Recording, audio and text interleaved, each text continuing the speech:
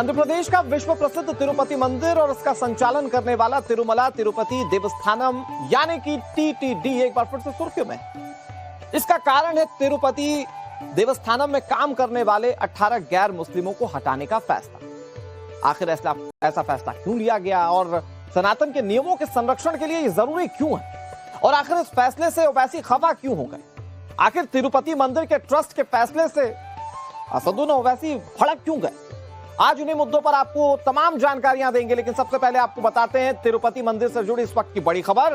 तिरुपति बालाजी मंदिर की देखरेख करने वाले टीटीडी बोर्ड के 18 गैर हिंदू कर्मचारियों को हटाने की तैयारी कर ली गई। टीटीडी बोर्ड के इस फैसले के बाद एआईएमआईएम के अध्यक्ष असदुद्दीन ओवैसी बुरी तरह से खफा हैं। ओवैसी ने टीटीडी बोर्ड की तुलना सीधे वक्फ संशोधन बिल से कर दी। आरोप लगाया जा रहा है कि दो धार्मिक बोर्ड्स में अलग अलग नियम कैसे हो सकते हैं। ओवैसी यही नहीं रुके, उन्होंने सीधे चंद्रबाबू नायडू जो कि आंध्र प्रदेश के मुख्यमंत्री हैं उन पर भी निशाना साधा। उनसे सवाल पूछा कि जब आंध्र प्रदेश में तिरुपति के मंदिर के बोर्ड में गैर हिंदू काम कर सकते हैं तो फिर वक्फ बोर्ड में गैर मुस्लिम काम कैसे कर सकता है? आंध्र प्रदेश एंडोमेंट बोर्ड में मेंबर भी नॉन हिंदू नहीं हो सकता है, तो फिर ये जो बीजेपी बिल आ रही है, ये लाने वाली है, उसमें कैसे नॉन मुस्लिम को मेंबर बनाएंगे आप? यही हमारा डिमांड है भाई। जब आपके लिए वो बड़ा सैक्रोसेंक्ट है तो मुसलमानों के लिए भी उनका वक्फ बोर्ड सैक्रोसेंक्ट है। तो ऑन पैरिटी दोनों एक होना चाहिए, अलग अलग तो नहीं हो सकता ना। ये बिल्कुल गलत है। जो प्रपोज वक्फ बिल है जो ज्वाइंट वर्किंग कमेटी में आया, तेलुगु देशम ने क्यों बीजेपी का अमेंडमेंट का साथ दिया जिसमें कहा जा रहा है कि स्टेट मुस्लिम वक्फ बोर्ड्स में वहां पर मिनिमम 2 नॉन मुस्लिम रह सकते और नॉमिनेशन में वो मेजोरिटी में भी आ सकते, जब इलेक्शन नहीं होगा उसमें। फिर सेंट्रल वक्फ काउंसिल में भी आप बढ़ के बना सकते नॉन मुस्लिम को। जब आप टीटीडी के एम्प्लॉयज को इसलिए हटा रहे हैं कि वो नॉन हिंदू हैं, तो किस बुनियाद पर तेलुगु देशम चंद्रबाबू नायडू बीजेपी के लाए इस वक्फ बिल की तायीद कर रही है, सपोर्ट कर रही है? आपने असदुद्दीन ओवैसी के आरोप सुन लिए और आपने पूरी खबर भी जान ली। अब आपके मन में सवाल होगा कि तिरुपति मंदिर से गैर हिंदुओं की छुट्टी आखिर की क्यों गई, और छुट्टी की गई तो क्या उनके पास कोई ऑप्शन है? ये सारी जानकारी मैं आपको देता हूं। देखिए, तिरुमला तिरुपति देवस्थानम ने एक बड़ा फैसला लिया है। बड़ा फैसला क्या लिया है? ये फैसला ये है कि तिरुपति मंदिर से गैर हिंदू 18 कर्मचारी हटा दिए जाएंगे।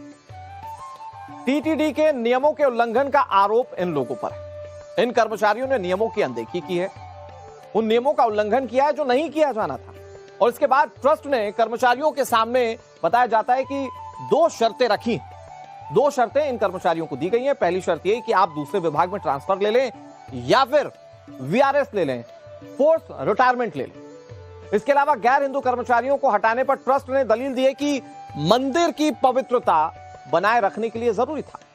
अब मैं आपको ये बताऊं कि टीटीडी 12 मंदिरों का रख रखाव करता है और इन 12 मंदिरों में करीब 14,000 कर्मचारी काम करते हैं। ये बहुत इंपॉर्टेंट बात है, 14,000 कर्मचारी काम करते हैं और ये मीडिया रिपोर्ट्स में दावा किया गया है। और इन मीडिया रिपोर्ट्स के दावे के हिसाब से देखें तो इतने सारे जब कर्मचारी काम करते हैं, यानी कि 14,000 कर्मचारी जब काम करते हैं, तो उसमें से कुछ को इसलिए हटाया गया क्योंकि उन्होंने नियमों का उल्लंघन किया था। अब इस पर रिएक्शंस क्या और सामने आ रहे हैं वो जरा सुनिए।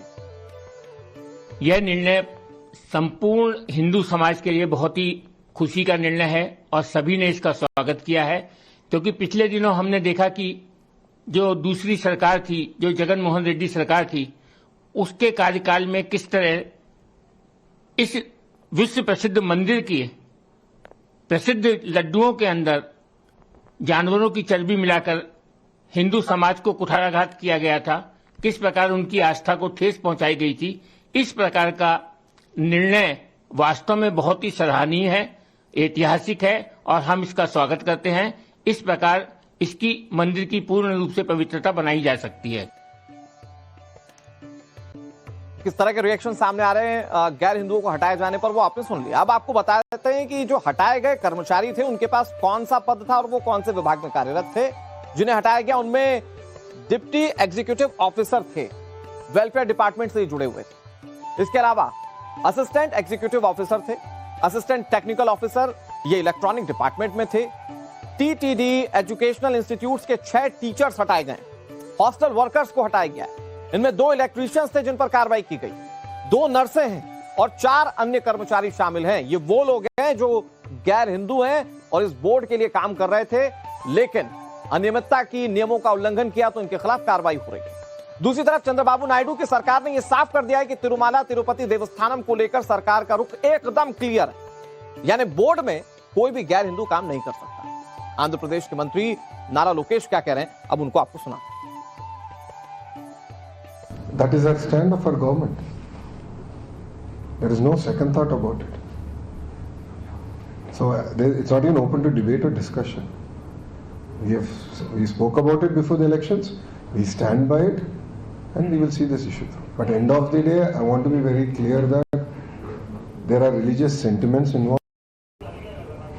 It's, to be honest, if you look at a Hindu is not allowed to work in a mosque.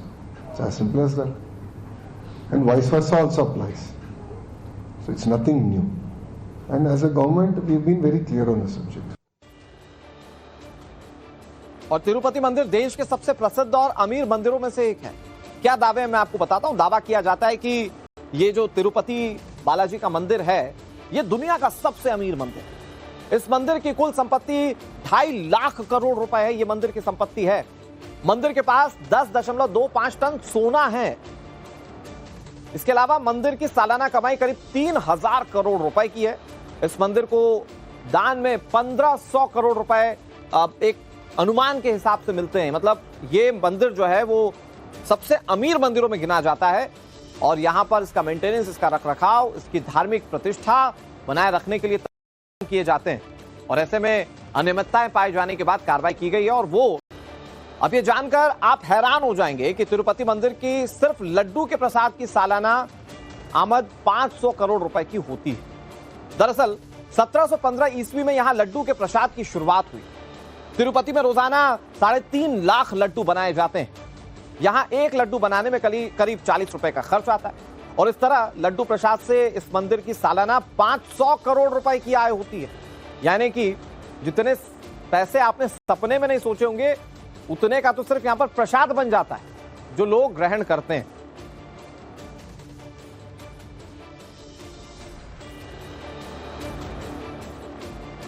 अब मैं आपको कुछ और जानकारियां बताता हूं। ये बताता हूं आपको कि प्रसाद बनाने के लिए एक दिन में किस किस सामग्री की कितनी मात्रा में खपत होती है। देखिए, जानकारी के मुताबिक एक दिन में करीब 500 किलो घी इस्तेमाल होता है और इस लड्डू को बनाने के लिए 750 किलो काजू का इस्तेमाल होता है। इसके अलावा 500 किलो किशमिश इस्तेमाल की जाती है। 200 किलो इलायची मंदिर का प्रसाद बनाने में इस्तेमाल किया जाता है। और यह सब कुछ सात्विक रखने की कोशिश की जाती है। मंदिर का प्रसाद जिन भी भक्तों ने खाया वो जानते हैं कि बहुत स्वादिष्ट होता है और इसे बनाने के लिए काफी मेहनत की जाती है। बड़े पैमाने पर लोग यहां पर काम करते हैं जो प्रसाद बनवाते हैं। और इसके लिए कौन कौन सी सामग्री इस्तेमाल होती है ये हमने आपको बताया। लेकिन जब नियमों का उल्लंघन हुआ, कुछ अनियमितताएं हुई, तो गैर हिंदू कर्मचारियों को हटाया गया। इस पर सियासी बवाल भी देखने को मिल रहा है और आने वाले वक्त में इस पे और किस तरह के रिएक्शन सामने आते हैं, क्योंकि आंध्र प्रदेश सरकार क्लियर कर चुकी कि जो स्टैंड है वो क्लियर है और गैर हिंदू इस तरह के बोर्ड में काम नहीं करेंगे।